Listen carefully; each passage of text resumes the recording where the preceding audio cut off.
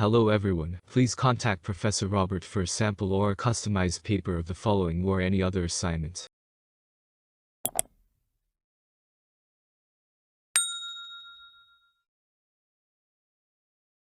PGBM115 MSc, International Business Management Dissertation, Description, Assessment, Individual Research Work, 100% weighting, Submission Date, 14 September 2020. You will be required to submit one written research work of 15,000 words containing a literature review, methodology, data analyze and conclusions.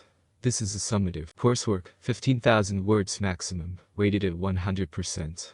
This will assess all module learning outcomes, research proposal. At the end of the taught sessions, you are required to submit a proposal, around 3,000 words, outlining the following areas: X introduction to the study, X statement of the problems, X objectives of the study, X research questions, X scope of the study, X operational definitions, X research significance, X literature review, X methodology, X timeline, X ethical consideration ethics approval, X references. Please be advised that we will not allocate you a supervisor unless you submit your proposal by the due date. Generic dissertation structure, guidance. 1. Introduction. 2. Literature review. 3. Methodology. 4. Findings. 5. Analysis and synthesis. 6. Conclusions and recommendations. Chapter 1. Introduction. Your chapter should identify the background, a case for the significance of the problem, the context in which the research took place, and provide an introduction to its basic components.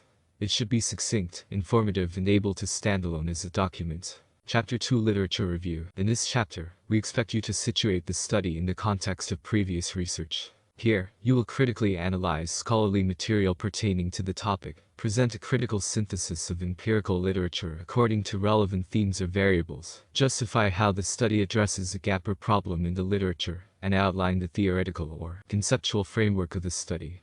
This provided a backdrop to your work and allows the reader to assess your research skills. Chapter 3. Methodology. In the methodology, you should situate your research within a particular methodological tradition or paradigm, provide a rationale for that approach, and justify the chosen method.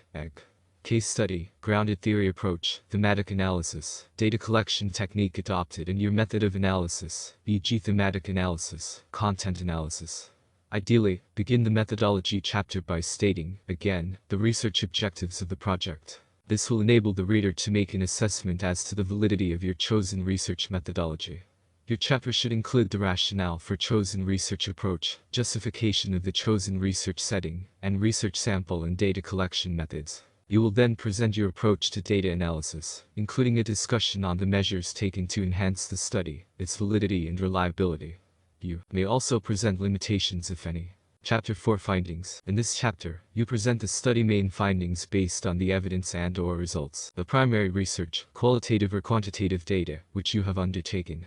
Depending upon your subject area, this can be in the form of detailed quantitative models, hypothesis testing to some basic analysis using basic descriptive statistics or qualitative techniques dealing with thematic analysis, grounded theory, structured content analysis, textual analysis, to case study descriptions.